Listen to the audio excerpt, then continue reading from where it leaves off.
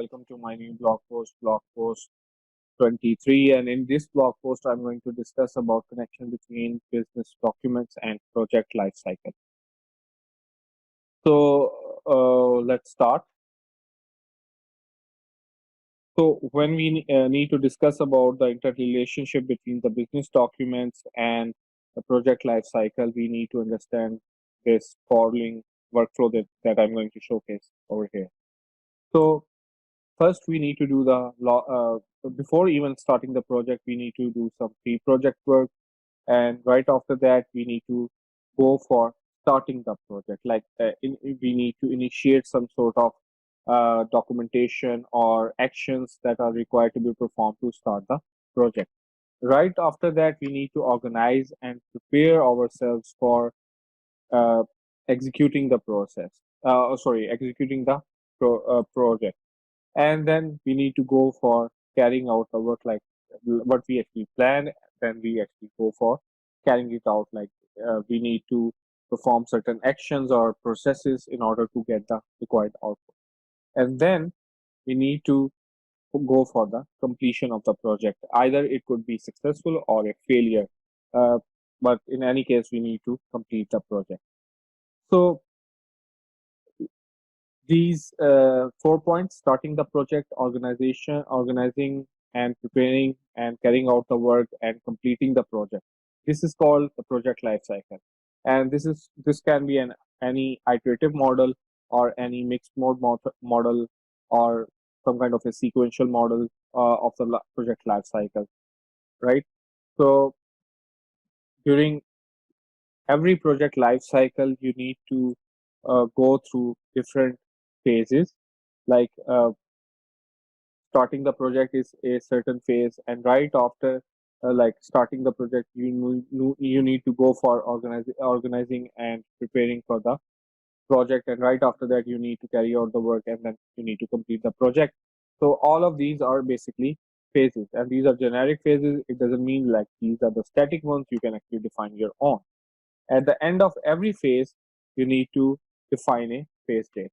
Now, I am going to discuss about business documents. And first thing first, it starts with your needs assessment. Like, why would you like to start a certain project, or why would you like to do a certain kind of action in order in order to solve a certain problem.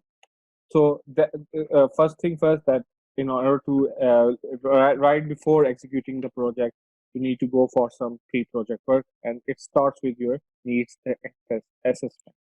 That needs assessment actually leads towards the business case, which is actually a documented economic feasibility study, and it is used to establish the validity of the benefits of a selected component lacking sufficient definition, and that is used as a basis for the authorization of further project management activity. Along with the business case document, you need to go for benefits management plan, and it goes both ways. Like once you will actually develop a business case, then you will actually go ahead and go for benefits management plan, and it will be an iterative work. So basically, benefits management plan is the documented explanation defining the processes for creating, maximizing, and sustaining the benefits provided by a certain project. Once this is completed, you go for writing the project charter. We will discuss project charter in future in detail, but project charter is actually a small document in which you can give a very small scale definition of a project along with the resources, any intended budget or baseline budget, something like that. So it is just a summary of a uh, project that is actually required to be carried out. Once the project charter is approved, you go for planning process, and you need to create a project management plan. And when we talk about project management plan, there are lots of project management plan, and through various planning processes, you actually create the project management plan. For example, you need to create a scope management plan, you need to create a product uh, cost management plan, quality assurance management plan, and so on and so forth. Once the planning is completed, you go for execution. Like what you have actually planned, you then actually go ahead and uh, execute the processes which are required to uh, solve your need, right? And along with the execution, you actually go for monitoring and controlling the process, like what is actually planned and what is actually under development or under execution.